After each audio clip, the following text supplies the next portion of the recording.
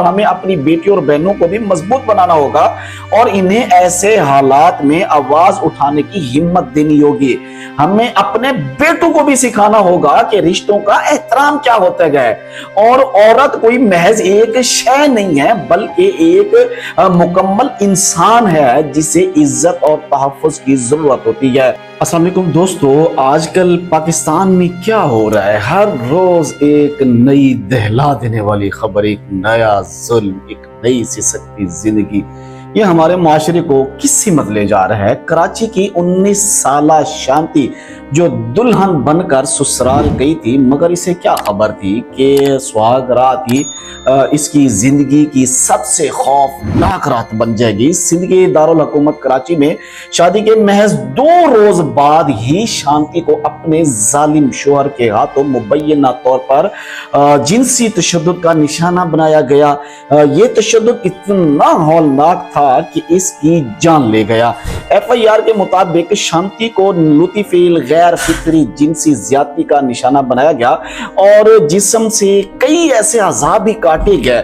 जख्म इतने गहरे थे कि इसे फौरी तौर पर इसके ससुराल में से एक अंकल की मदद से कराची के ट्रामा सेंटर में मुंतकिल किया गया, जहां वो तकरीबन 3 हफ्ते तक जिंदगी और मौत की कशमकश में रही और इस दौरान इसके 3 बड़े ऑपरेशन भी हुए, मगर अफसोस जख्मों की ताब न लाते हुए वो अपनी जिंदगी की बाजी हार गई।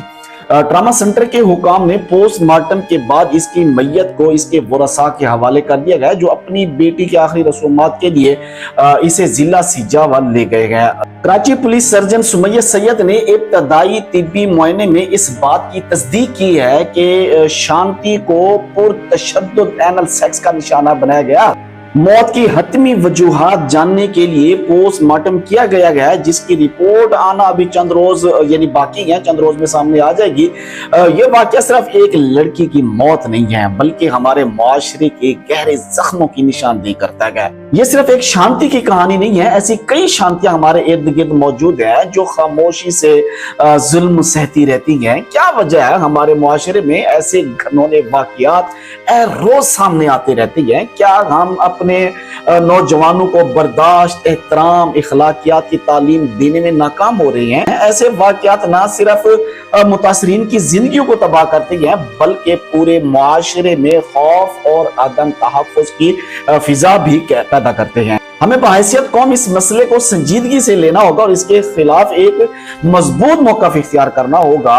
जरूरत इस बात की है कि मुजरिमों को कड़ी से कड़ी सजा होनी चाहिए, निशाना इबरत बनाना चाहिए ताकि ऐसे वाकयात के रोकथाम हो सके और हमें अपनी बेटी और बहनों को भी मजबूत बनाना होगा और इन्हें ऐसे हालात में आवाज उठाने की हिम्मत देनी होगी। हमें अपने बेटों को भी सिखाना होगा कि रिश्तों का एहतराम क्या होता है और औरत कोई महज एक शय नहीं है बल्कि एक मुकम्मल इंसान है जिसे इज्जत और तहफ़्फ़ुज़ की जरूरत होती है। दुआ करते हैं अल्लाह तबारक व तआला हमारे पाकिस्तान को अपनी हिफ्ज़ व अमान में रखे। मुझे दीजिए इजाजत। अल्लाह हाफ़िज़।